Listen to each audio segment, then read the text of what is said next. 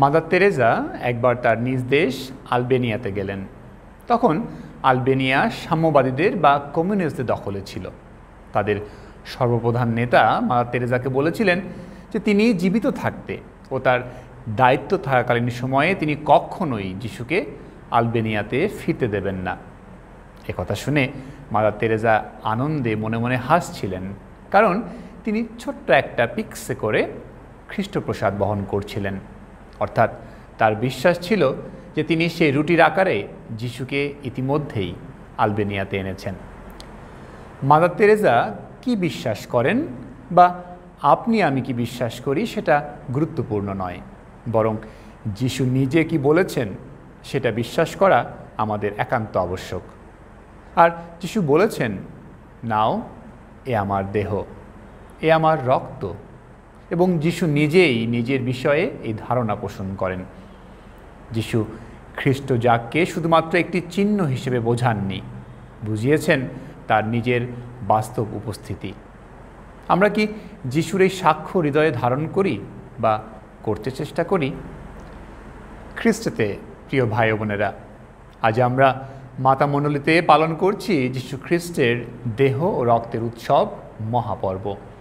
যিশু নিজেই যে খ্রিস্ট প্রসাদের রুটি ও দ্রাক্ষারসের অন্তরালে উপস্থিত আছেন, সেই বিশ্বাস আমাদের মধ্যে স্থাপনের জন্য পোপ চতুর্থ আরবান 1264 খ্রিস্টাব্দে মণ্ডলী জুড়ে এই পর্ব পালনের নির্দেশ দেন। খ্রিস্টের যজ্ঞে নিজেকে উৎসর্গের মধ্য দিয়ে যিশু আমাদের তার সাথে মিলিত করেছেন।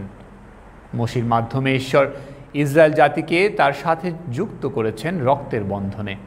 আবার সেই রক্তের বন্ধনেই তিনি সকল সৃষ্টিকে নতুন করে তার পিতৃত্বের ভালোবাসায় আলিঙ্গন করেছেন। এই নবসন্ধির নেপথ্যে আছেন স্বয়ং ঈশ্বর। নবসন্ধি স্থাপনের ক্ষেত্রে রক্তের ত্রিবিধ কার্যবিধি রয়েছে: জীবনদান, শুদ্ধিকরণ ও একত্রিতকরণ।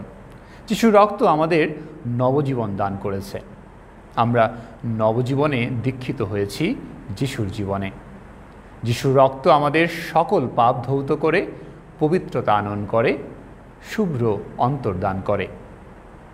যিশুর রক্ত শুধু ইসরায়েলীয়দের নয়, জাতি বর্ণ নির্বিশেষে আমাদের সকলকে একত্রিত করেছেন ঐশ্ব পরিবারের ছত্রছায়ায়। পবিত্র খ্রিস্ট যজ্ঞে যিশুর শারীরিক উপস্থিতিতে বিশ্বাস প্রকাশ আমাদের ধর্মবোধের একটি গুরুত্বপূর্ণ অংশ।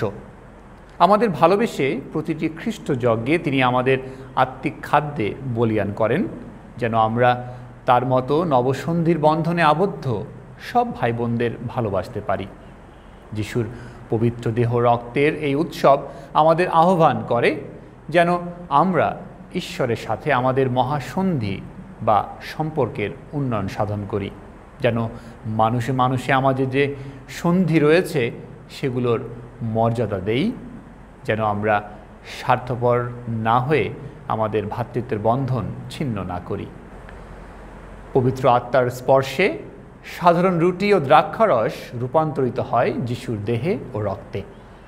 এই পুণ্য প্রসাদ গ্রহণে আমরাও যেন যিশু হৃদয়ের ন্যায় ভালোবাসা হয়ে উঠি, ক্ষমা হয়ে উঠি, আর যিশুকে গ্রহণ করে তার সাথে সংযুক্ত থেকে এক দেহ এক আত্মা হয়ে উঠি অপর খ্রিস্ট।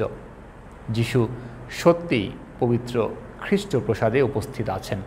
আসুন আমরা প্রতিটা খ্রিস্ট জাগে সজ্ঞানে ভক্তিপূর্ণভাবে কৃতজ্ঞ চিত্তে যিশুকে গ্রহণ করি, তার প্রতি আমাদের ভক্তি, ভালোবাসা ও কৃতজ্ঞতা প্রকাশ করি। যিশুর দেহ রক্ত আমাদের বলিয়ান করুন। আমেন।